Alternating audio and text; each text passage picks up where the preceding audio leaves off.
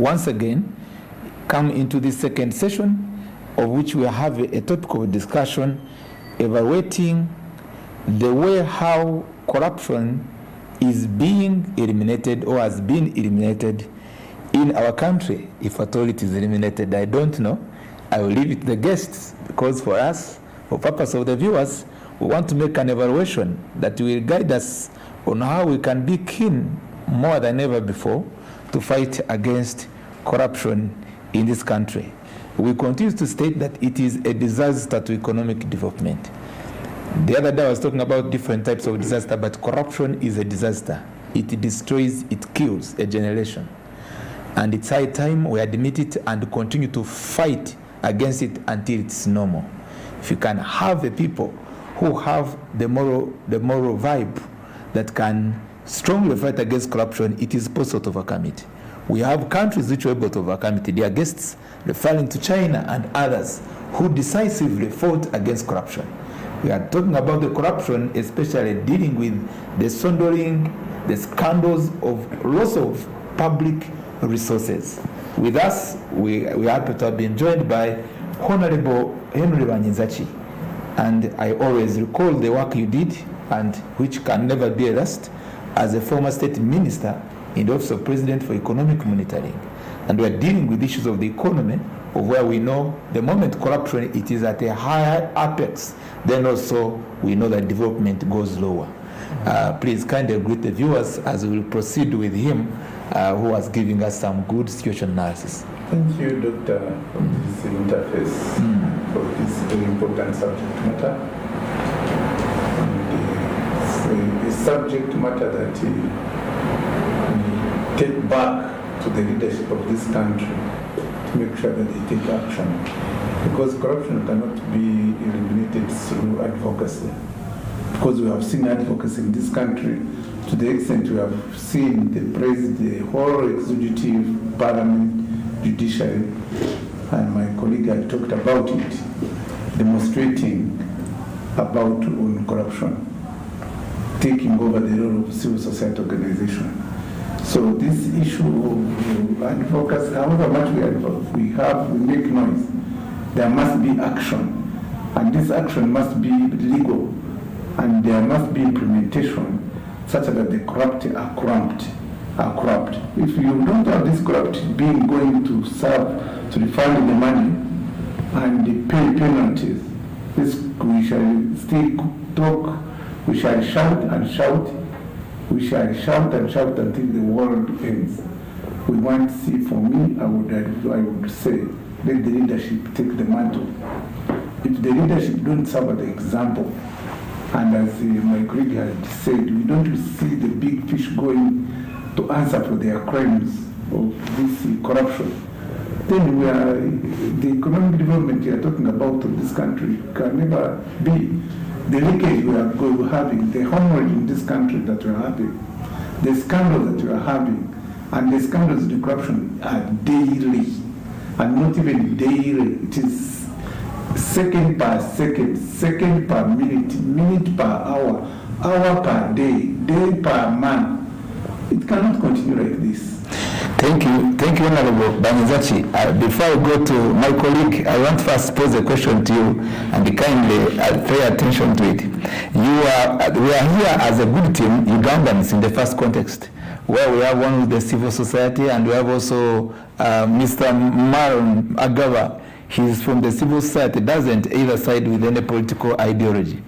Honorable Dennis Onekalit Amere, the MP Chitugu municipality, as you know, is very well smart. In blue is FDC. Yeah, he believes in the Forum for Democratic Change, that is his party. And also, our senior colleague here, Honorable Banyenzachi, at a certain time he was the chairperson of his constituency and also, of course, a member of the National Justice Committee of the NRM. And and is still a member of the National Resistance Movement. Yes. The question I posed to you, yes, having given you that background, you seem to continue supporting a system that has lied to Ugandans that they are ready to fight against corruption to zero tolerance. And yourself, you look at it, and yet we don't know what has gone wrong. And the inability, efficiency, and effectiveness to fight against corruption by the ruling political party that you believe in. What exactly would you tell us in 3 or 5 minutes? The question you're asking me is, one time we were, I think, a radio talk show, and we were having this kind of discussion. And at that time, nobody had come up to own up and accept that there is corruption in government. Until when the president started saying, yes, there is corruption, and everybody started, yes, there is corruption. It was a small number of us, and they used to call us rebel MPs. And I think up to now, there's only I was the leader of that group. And I think I'm now a militant leader. Now, at that time, somebody called me on radio and said, you was using Uganda. Why don't you leave our party? If you are talking about this, there is corruption in the government and the ruling party is the NRM. I told him, how can we leave the ruling party, which is NRM, and we leave out and we leave the thieves to govern us? And I said, we shall stay put and fight these thieves who are causing chaos to this country. It's the same question you're asking me. Yes. And I'm not ready, and I'm with many, to get out of a system that is governing this country, because we are talking, they're saying that there's corruption in this country, and leave the corrupt on the steering wheel, and leave those corrupt people to govern this country. That means that you are giving them an opportunity to steal more and more and more without being controlled. So my take on this is that all the leaders of NRM, join hands together. Let the president himself do what the president of Singapore did. Lee Kuan Yew, who did not accept any corrupted person in his system. But this business of saying you are corrupt and then you are rewarded more, you are given a better job, you are just changed from one job to another, it doesn't work. So for this country, we want leadership, we want the president, prime minister, we want to have the ministers, we want the whole cabinet. But we don't know, they have reduced the whole government machinery. The whole government machinery, the government has been reduced, the leaders have been reduced to be transactional leaders. The government is transactional, parliament is transactional, cabinet is transactional, state house is transactional. We do not want to see a transactional system. That is tantamount to a total crisis. Yes, it is. True. When you are talking about 24 trillion lost in this very short time, we are not even talking about it. What we are losing and what we are losing, the money that we are losing through procurement is much more. If we are losing to the tune of 20% of the budget per annum, because we are talking about 24 trillion over a period of time, and as the we progress, the figure becomes higher and higher and higher and bigger. So if we are losing 20%, how much of 20% of the budget per annum? That is too much. Can you imagine how much 20% of the budget if it was not being, for example, agriculture, we are giving it less than about 8% of the total budget. But the government through corruption is 20%. It's like the budget of agriculture added to the budget of health, added to the budget of education.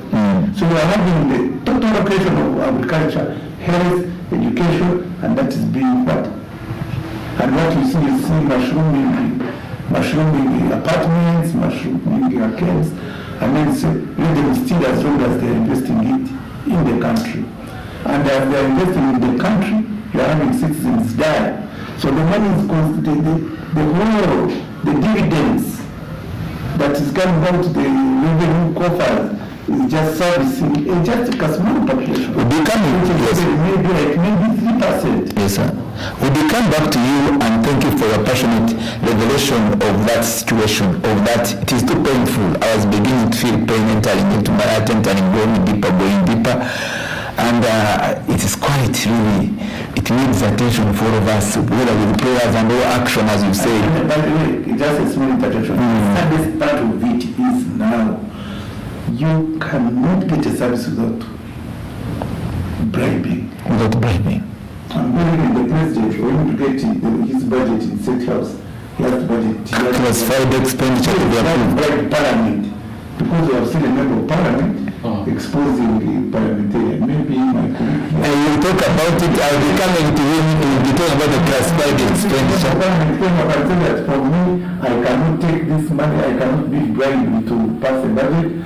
Now he has been made on the cross. Thank you, Honorable. I'm going to be coming back to you. It is a good also insight which will be regarding on especially the institution of Parliament and the institutionalized corruption, especially which deals with the up-to-date and resolved question of how the government spends under that provision of classified expenditure, which remains such a bleeding system. Let's welcome you, sir, to give us you were taking us through on the situation analysis and giving us a comparison elsewhere what has been done and also the situation where we are. And I was very much interested, and the viewers, on behalf of the viewers, that indeed a lot is supposed to be done. But first of all, in your opinion or point of view, and the generalized one on the institution of the civil society, and also the reality of corruption.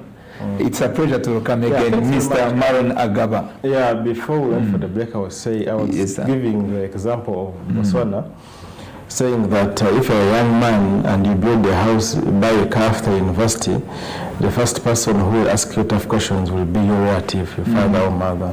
Yes, but here in Uganda now it's the other way around. If you have been to university, you are like media seeing you on TV, and you haven't put up anything in the village, there a house or something, you don't own a big car, you'll be seen as a failure.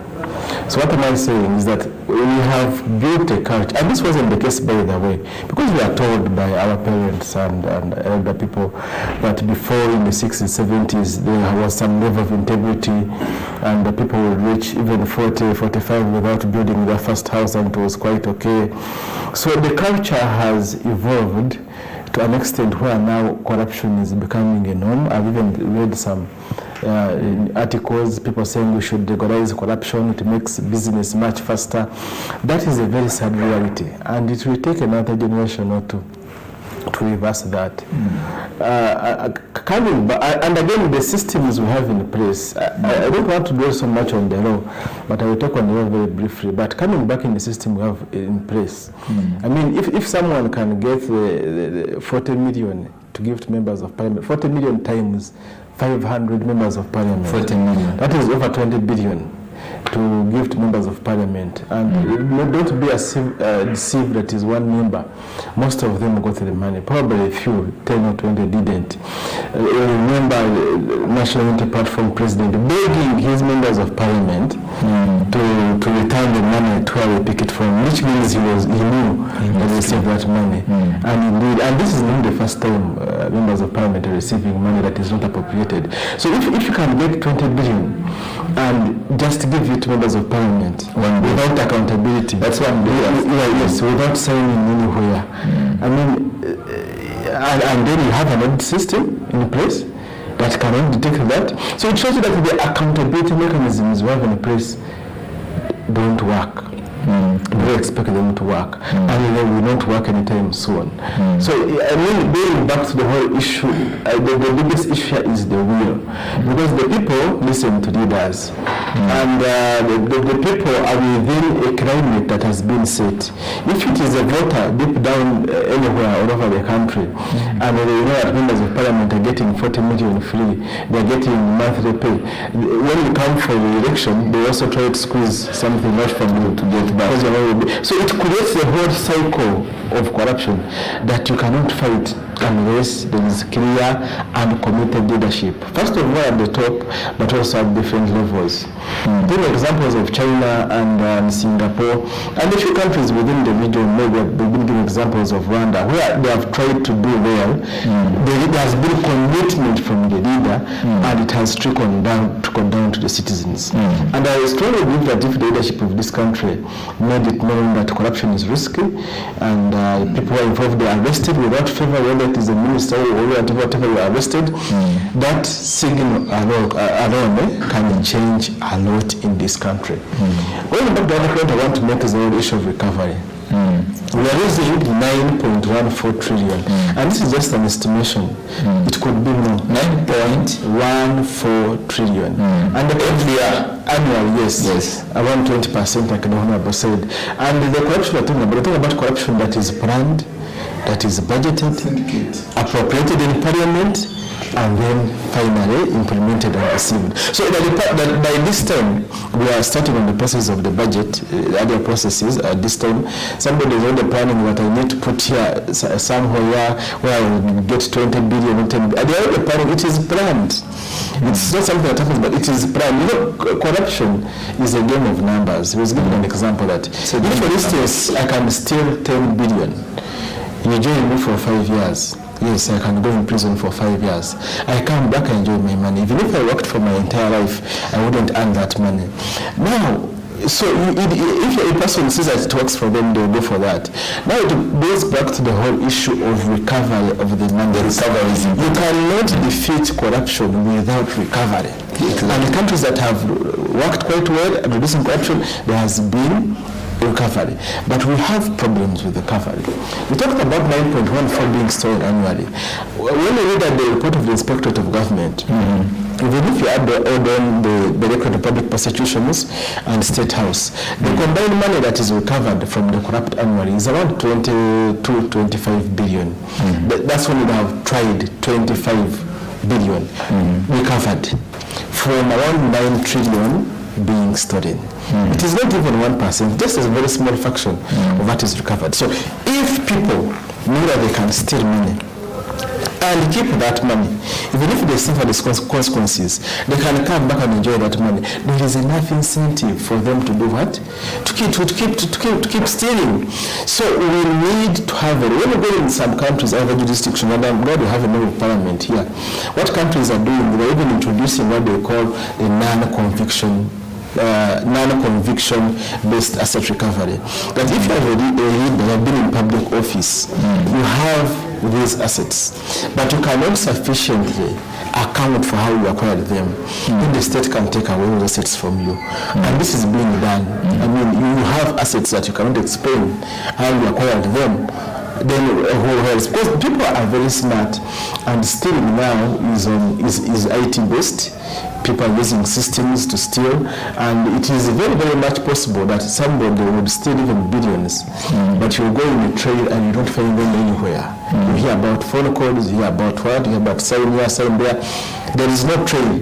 But when the corruption can be seen and felt and smelt in what they own, that the person cannot own in a short time. So we need to look at such a role. How do we recover back the money? The mechanism we have in place right now is quite weak. The one that is being about, and recently we have been seeing like the Inspectorate of Government, for instance, doing recoveries, and then sometimes people even remain in office. These people should be published. Other countries, they publish them if you're convicted of corruption. Or like this one, they have come out willingly and they have said yes, we have stolen, and they are even willing to bring back the money. People as they see them, shame them.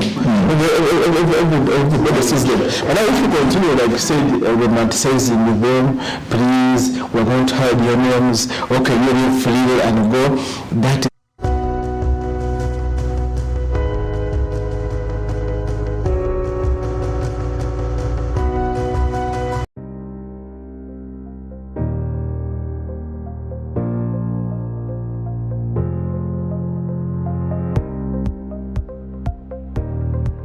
Employment contract attributes rights and responsibilities between parties to a bargain and are made between the employer and the employee. Rights and duties are superimposed on these contractual arrangements, and employers cannot derogate from these rights or duties even by contract. Other rights and duties are implied by law. On signing an employment contract, both parties have to respect it. Any party which departs from such contract arrangements commits a civil wrong.